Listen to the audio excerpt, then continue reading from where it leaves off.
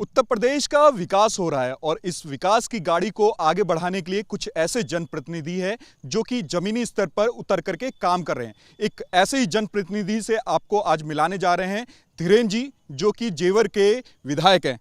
बहुत बहुत स्वागत आपका रिपब्लिक भारत से बात करने के लिए। धन्यवाद। धीरेन जी, सबसे बड़ा सवाल, पहले हम लोग देखते थे उत्तर प्रदेश में दो ऐसे औद्योगिक क्षेत्र थे जिनको लेकर के काफ़ी चर्चाएं होती थी, एक नोएडा, एक गाजियाबाद। लेकिन अब जेवर का भी नाम काफ़ी प्रसिद्ध हो रहा है, लोग जेवर की तरफ ज़्यादा ध्यान दे रहे हैं।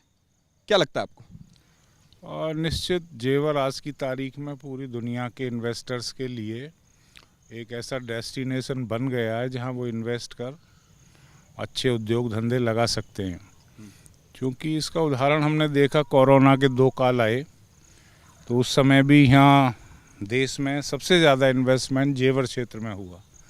उसकी वजह रही है कि यहाँ अंतर्राष्ट्रीय एयरपोर्ट का निर्माण होना, उसके साथ कार्गो हब, MRO भी यहाँ बनेगा तीसरे फेस में, क्योंकि हमारे हवाई जहाज़ रिपेयर होने जाते हैं सिंगापुर वगैरह, तो वो भी सुविधा हिंदुस्तान के हवाई जहाज़ों को या विदेशियों को यहीं मिल पाएगी।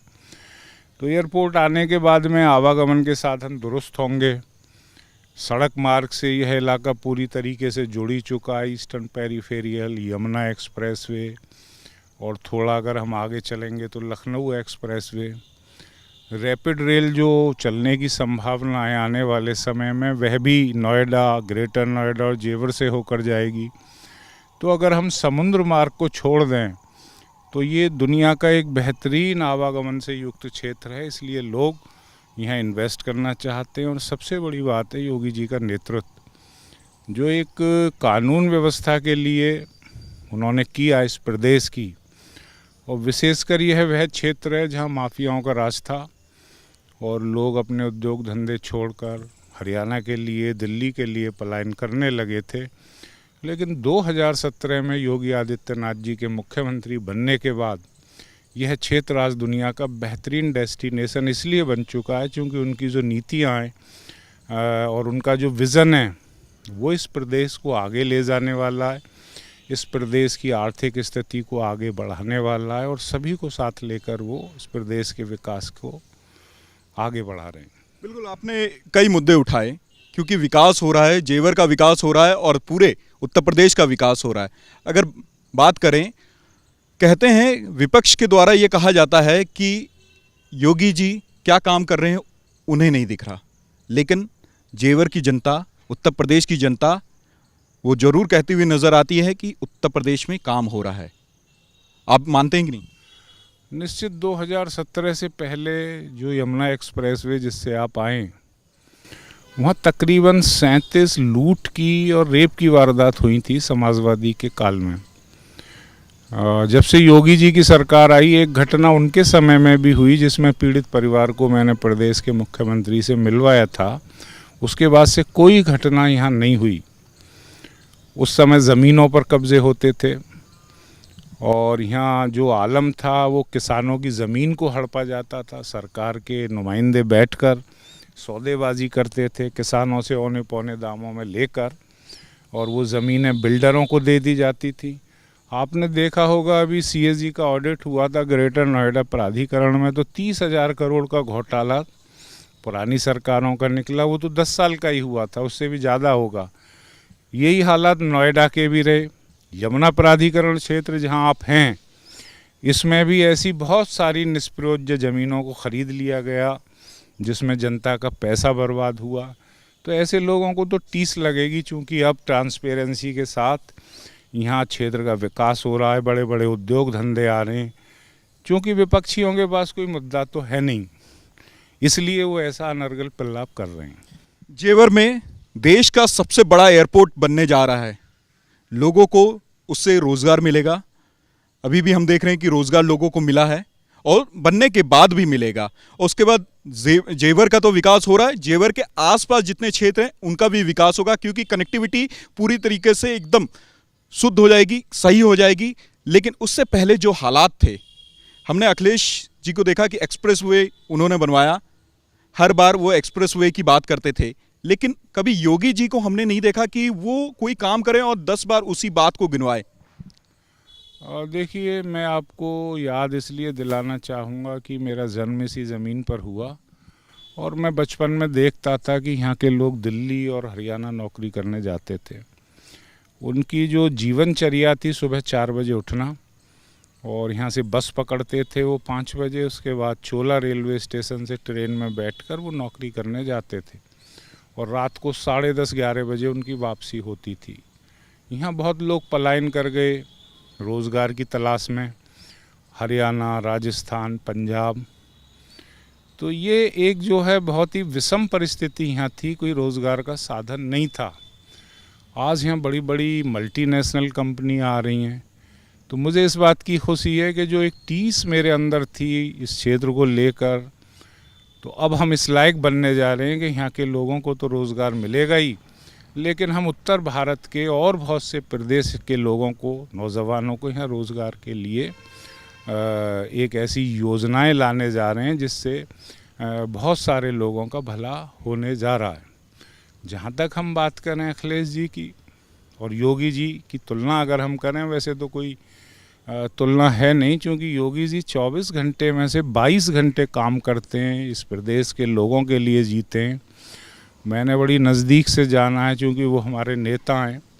इस ज़िले में भी कोई मुख्यमंत्री नहीं आता था कुर्सी चली जाएगी, वो सीधा किसानों से संवाद करते हैं, इन्वेस्टर से संवाद करते हैं, पीड़ित लोगों से संवाद करते हैं। मैंने बहुत लोगों को उनसे मिलवाया है और महिला उद्यमियों को मिलवाया है, दिल्ली हरियाणा की टेक्सटाइल के लोगों को मिलवाया है, जो उनके विज़न की वजह से आज उत्तर प्रदेश में उद्योग लगा रहे हैं। तो मुझे लगता है यही लोगों के लिए ईर्ष्या का कारण होगा। बाकी तो आज प्रदेश की अर्थव्यवस्था आप देखें, कभी 6 नंबर पर हुआ करती थी, आज दूसरे नंबर पर आ गई है। हमने ये भी देखा कि जो इन्वेस्टमेंट करने वाली कंपनियां थी या इन्वेस्टमेंट करने वाले लोग थे, वो पहले इस डर से नहीं आते थे, क्योंकि उत्तर प्रदेश में जो रूपरेखा है किसी भी इन्वेस्टमेंट के लिए वो काफ़ी जटिल होती थी।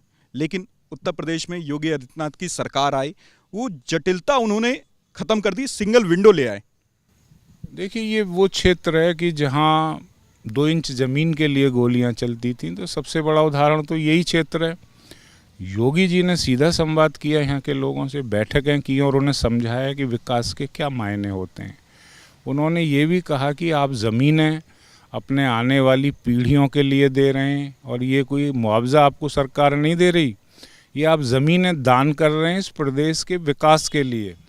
तो जब इस विज़न के साथ प्रदेश का मुखिया काम करता हो, किसानों से बात करता हो, तो निश्चित तौर से मैं समझता हूँ कि किसान लोग भी विकास के लिए आगे आए और इस क्षेत्र ने एक विकास की रफ्तार पकड़ी। बिल्कुल, आपने कहा कि इस पूरे क्षेत्र ने विकास की रफ्तार पकड़ी, लेकिन हम जब विपक्ष की बात करते हैं, क्योंकि विपक्ष को भी लाना ज़रूरी होता है, और विपक्ष लगातार ही ये टारगेट करते हुए नज़र आता है कि योगी जी काम नहीं करते, बात करते हैं। ये डबल इंजन की सरकार केवल बात करने में माहिर है, काम करने में माहिर नहीं है। उसको लेके क्या कहेंगे? तो फिर ये दूसरे नंबर पे अर्थव्यवस्था प्रदेश की कैसे आ गई? बजट भी हमने काफ़ी बढ़ा दिया और सरकार की जो कल्याणकारी योजनाएं हैं उनमें भी काफ़ी इजाफा हुआ है। उत्तर प्रदेश में अगर हम केंद्र सरकार की योजनाओं को ले लें, तो पिछले 7 साल में जिस तरीके से वो योजनाएं लागू हुई हैं, पहले वो दम तोड़ रही थी प्रदेश सरकार की नीतियों की वजह से। आज आप देख लें, कानून व्यवस्था की दृष्टि से बड़े बड़े बदमाश जिनसे लोग खौफ खाते थे, वो आज या तो सींच चों में या फिर वो उत्तर प्रदेश छोड़कर भाग चुके हैं। हर गरीब आदमी जो डरा और दुबका हुआ रहता था माफियाओं के खौफ से, आज वो आगे आकर अपने जीवन यापन का ज़रिया बना रहा है। और मैं समझता हूँ कि योगी जी ने जो इस प्रदेश के लिए किया है वो एक बहुत ऐतिहासिक काम है। समाज के दबे कुचले लोगों को, व्यापारी वर्ग को, किसानों को उन्होंने एक ऐसा रास्ता दिखाया जो खुशहाली की ओर जाता है। सर, जेवर कितना बदला है? अगर बात करें, सरकारों की तुलना करें, जेवर कितना बदल गया है? हमने देखा बदलते भारत को भी, क्योंकि केंद्र में पीएम मोदी की सरकार, लेकिन उत्तर प्रदेश में योगी जी की सरकार, और आप बता सकते हैं सही कितना बदल चुका है जेवर? मैं तो अतिशयोक्ति नहीं कहूँगा इसे। आने वाले समय में यह उत्तर प्रदेश की आर्थिक राजधानी तो है ही, लेकिन देश के विकास का पहिया भी जेवर से होकर जाएगा, ऐसी मुझे उम्मीद है। क्योंकि यहाँ फिल्म सिटी की स्थापना होने जा रही है, इंटरनेशनल एयरपोर्ट यहाँ अप्रैल में शुरू हो जाएगा आने वाली में। देश को 5 मेडिकल डिवाइस पार्क मिले थे, उत्तर प्रदेश के हिस्से में एक आया था, वो भी यहीं बन रहा है। यहाँ मेट्रो कोच की फैक्ट्री लगाई जा रही है जिसमें मेट्रो ऑन टायर्स बनेगी, और 500 फॉर्चून अनेकों कंपनियां हैं इस क्षेत्र में, ज़मीनें ले चुकी हैं। शिक्षा के क्षेत्र में यहाँ बहुत सी संस्थान आ रहे हैं, बड़े बड़े नरसिंह मुजी जैसे। और अगर हम हेल्थ की बात करें तो हेल्थ के क्षेत्र में भी बड़े बड़े लोग यहाँ आ रहे हैं। कुल मिलाकर यह क्षेत्र दुनिया का ऐसा क्षेत्र बनने जा रहा है जहाँ लोगों को ज़रूरत होती है जिस सुविधा की, वो सब यहाँ मौजूद होंगी। तो ये वास्तव में 7 साल में जेवर में जो बदलाव आया है वो आज़ादी के बाद से पहले कभी नहीं आया, और 2017 के बाद ही यहाँ के लोगों ने जाना है कि विकास क्या होता है। धीरे धीरे हम गांवों में देखते हैं लोगों का जीवन स्तर उन्नत हो रहा है, उनकी सोच बदल रही है, और वो विकासोन्मुख नज़रिया रखते हुए आगे बढ़ रहे हैं। हर आदमी के लिए यहाँ रोज़गार होगा। यहाँ पहले ज़मीनों का अधिग्रहण होता था, किसानों को मुआवजा मिलता था, लेकिन जो खेतीहर मजदूर थे वो पलायन कर जाते थे। अब यहाँ बहुत ऐसे साधन आने जा रहे हैं जिससे खेतीहर मजदूर भी अपना जीवन यापन इसी क्षेत्र में कर पाएंगे।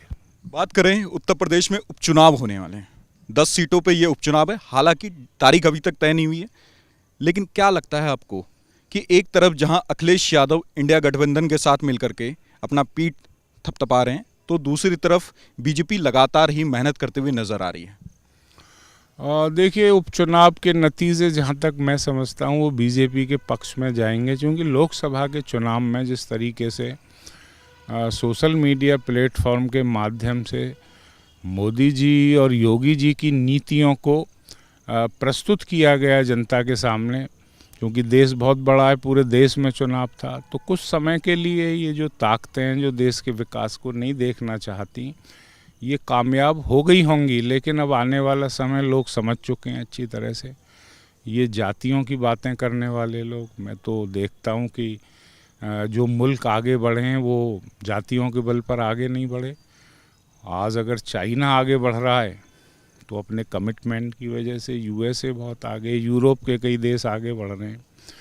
आप ये देखिए कि छोटे से देश जहाँ बांग्लादेश में अभी तो हाल फिलहाल में सत्ता पलट हो गया, लेकिन बांग्लादेश जैसे देश ने भी अपनी तरक्की की, तो वो सिर्फ अपनी सोच की वजह से। अगर हम जातियों में भटकेंगे, हमारी ना तो सनातन संस्कृति इस बात को कहती है, और जातियों में भटकने के बाद ज़रूर कहीं ना कहीं विकास का पहिया थमेगा, जो इस देश के लिए ठीक नहीं होगा।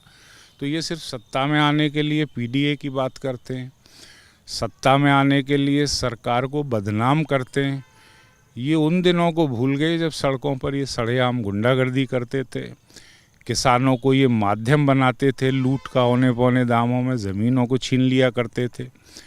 तो अब इनकी जो दाल है वो गल नहीं पा रही। इनके मंत्रियों के यहाँ जब छापे पड़े, खनन मंत्री थे प्रदेश के गायत्री प्रजापति जी, तो इतनी अकूत संपत्ति निकली जितना खनन विभाग का बजट भी नहीं था।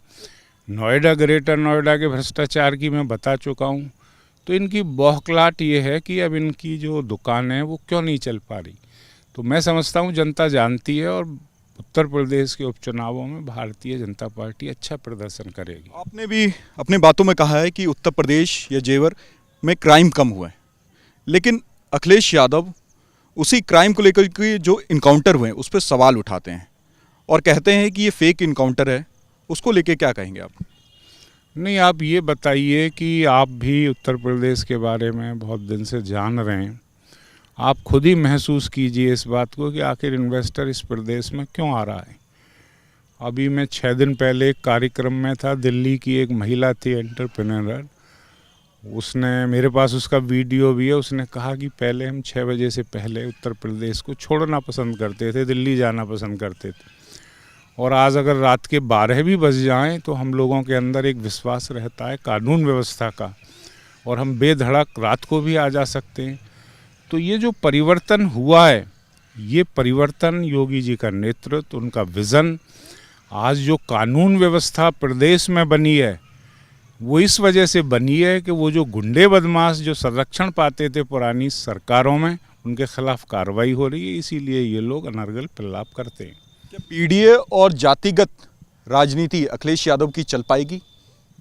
मैं समझता हूँ कि अब 21वीं सदी की तरफ हम लोग हैं, हम सभी लोगों को सोचना चाहिए कि हमें इस राष्ट्र की मजबूती के लिए और देश को तेज़ी से आगे बढ़ाना है, तो हमें अभी ये जाति पाति संप्रदाय इन सारी चीज़ों को छोड़कर सिर्फ़ और सिर्फ राष्ट्र की मजबूती के लिए एकजुट होकर काम करना पड़ेगा, क्योंकि दुनिया की बहुत सारी शक्तियां नहीं चाहती कि हिंदुस्तान आर्थिक रूप से मजबूत हो। आज हम दुनिया के 5 बड़े देशों के समकक्ष आकर खड़े हुए हैं आर्थिक स्थिति में, और कल आने वाले समय में हम तीसरे नंबर पर भी पहुंच सकते हैं। तो विदेशी ताकतें सोच रही हैं कि इनका नंबर तीसरा ना हो, हमारी राजनीतिक लोग सोच रहे हैं कि सत्ता कैसे प्राप्त करें, ये इनके इन प्रकारेण। तो मैं समझता हूं कि लोगों को जाति पाति के चक्कर में नहीं आना चाहिए, सिर्फ और सिर्फ अपने विकास, प्रदेश और देश के विकास और राष्ट्र को मजबूती की बात सोचनी चाहिए। अगर क्योंकि आप क्षेत्र के विधायक हैं, एक विधायक से ये सवाल जायज़ है कि अपने क्षेत्र के विकास को आप कितना नंबर देंगे 100 में से, और कितना अभी उस विकास को और करना बाकी है?